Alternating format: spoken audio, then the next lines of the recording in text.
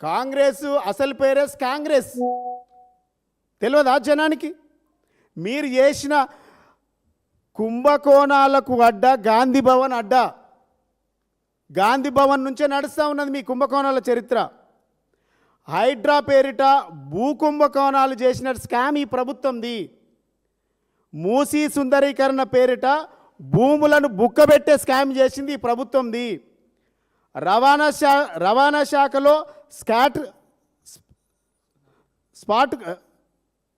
Smart కార్డుల scam, HMDA లేఅవుట్ల scam, HMDA lake క్లీనింగ్ల scam, urea black marketing scam, housing బోర్డులో భూముల స్కామ్, బడి పిల్లలో బంకర్ బెడ్ల స్కామ్, 50,000 కోట్ల పవర్ స్కామ్, శాంసంగ్ స్మార్ట్ ఫోన్ల స్కామ్.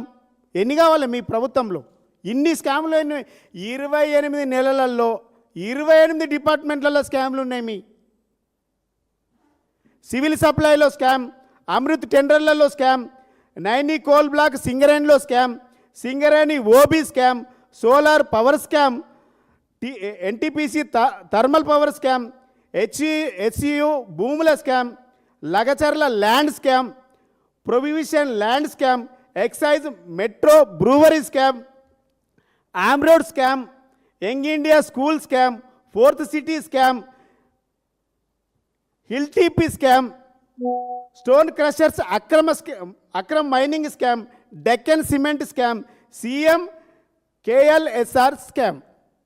ఇది మీ ప్రభుత్వంలో 28 నెలలలో 28 డిపార్ట్మెంట్లలో జరిగినటువంటి శాఖలలో జరిగినట్టు అవినీతి మీది. దీని మీద సమాధానం చెప్పే దమ్మెవడికన్నా ఉందా? నేను అడుగుతున్నా. దయాకర్ను, బల్మూరి వెంకట్ను మీకు దమ్ముంటే నేను అడిగిన వాటికి సమాధానం చెప్పండి. ఏదో 2-3 మాట్లాడి 2 ఉత్తయి 3 కొత్తయి తిట్టి మా నాయకులను తిట్టిపోయాడు కాదు. మీకు దమ్ముంటే నేను అడిగినటువంటి పైన ఈ ఇన్ని డిపార్ట్మెంట్లలో స్కామ్ జరిగింది, వీటిపైన ఎంక్వైరీ చేసి మా పైన 5-6 కమిషన్లు వేసిండ్రు కదా, ఎంక్వైరీ కమిషన్లు. ఈ ప్రభుత్వానికి చిత్తశుద్ధి ఉంటే వీటిపైన నేను చదివిన స్కామ్ల పైన, నేను చెప్పినటువంటి డిపార్ట్మెంట్ల స్కామ్ల పైన ఎంక్వైరీ వేసి తేల్చే సత్తా ఈ ప్రభుత్వానికి ఉందా అని అడుగుతా ఉన్నా. ఊరికేనే టైంపాస్ చేసి ప్రజల మైండ్ డైవర్ట్ చేయకండి. మాట్లాడేది ఉంటే స్టేట్ అవే మాట్లాడాలి. ఇష్టం వచ్చినట్టు మాట్లాడిపోతే మేము కూడా తిడతాం. ఎల్బీ స్టేడియంలో మీటింగ్ పెట్టండి, వచ్చి తిట్టుకుందాం. ఎవడంతా తిడుతో తెలుస్తుంది ఆ రోజు. ఇది స్కాముల ప్రభుత్వం అనడానికి నిలువెత్తు నిదర్శనం. మీరు నోటికొచ్చినట్టు మాట్లాడితే ఖబర్దార్, గుర్తుపెట్టుకోండి. ఇంకోటి, మేము క్లియర్గా రాఘవ కన్స్ట్రక్షన్లో రాఘవ కన్స్ట్రక్షన్స్ మైనింగ్ కన్స్ట్రక్షన్ అవినీతి జరుగుతుందని చెప్పి క్లియర్గా మేము అన్ని డిపార్ట్మెంట్లకు కంప్లైంట్ ఇచ్చినాం. అన్ని డిపార్ట్మెంట్లకు, ఇది ఆల్ డిపార్ట్మెంట్కి మేము ఇచ్చినాం. 11 డిపార్ట్మెంట్లకు ఇచ్చినాం. మార్చి 9వ తారీఖు నాడు రాఘవ కన్స్ట్రక్షన్స్ ఇల్లీగల్గా మైనింగ్ జరుపుతూ ఉన్నది, వాటి మీద చర్యలు తీసుకోవాలనేసి ఇచ్చినాం. ఇది ఆధారాలతో సహా బయట పెట్టినాం. ఇంట్లో దొంగతనం ఏం లేదు.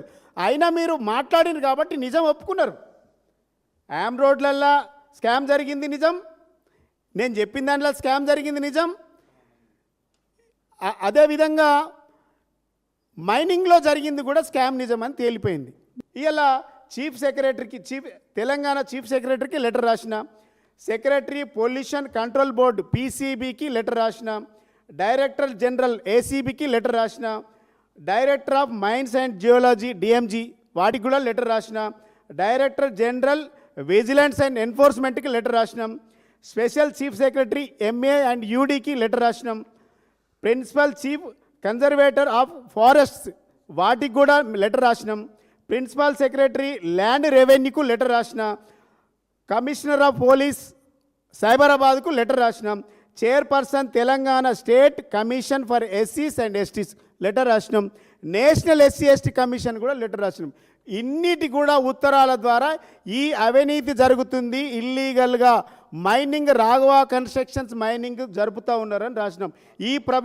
ఈ ప్రభుత్వానికి చిత్తశుద్ధి ఉంటే రింగ్ రోడ్ చుట్టుపక్కల ఇంకా చాలా ఇల్లీగల్ మైన్స్ నడుపుతూ ఉన్నారు. మంత్రులు, ముఖ్యమంత్రుల బంధువులు, స్నేహితులు. ఈ ప్రభుత్వానికి దమ్ముంటే నిన్న మొన్న ఇయ్యాల రేపు మాట్లాడేటోనికి నేను చెప్తా ఉన్నా, వీటిపైన విచారణ జరిపే దమ్ము, వీటిపైన వివరణ ఇచ్చే దమ్ము మీకుంటే మాట్లాడండి, అంతకుమించి ఏం మాట్లాడకండి. ఇది నికాస్గా ఆధారాలతో సహా ఆనాడు మా నాయకుడు హరీష్ రావు గారు, కేటీఆర్ గారు మాట్లాడినారు. ఇలా నేను కూడా ఆధారాలతో సహా మేము బయట పెడతా ఉన్నాం. ఈ ప్రభుత్వానికి చిత్తశుద్ధి ఉంటే, ప్రజల మీద ప్రేమ ఉంటే, ప్రజా సంపదను కాపాడాలన్నటువంటి చిత్తశుద్ధి మీలో ఉంటే వీటిపైన సంజాయిషి ఇవ్వండి. నోటికొచ్చినట్టు మాట్లాడుతుంటే ఎవడు చేలు కట్టుకొని కూర్చోడు, తిరిగి వాపస్ కొడతాం. ఎట్లా సమాధానం చెప్పాలో కూడా తెలుసు మాకు. మీరు ఏ రీతిలో చెప్తే మేము అదే రీతిలో చెప్తాం సమాధానం. మాకు సంస్కారం ఉంది, చదువుకున్నాం. మా నాయకుడు మాకు విధి విధానాలు నేర్పలేదు.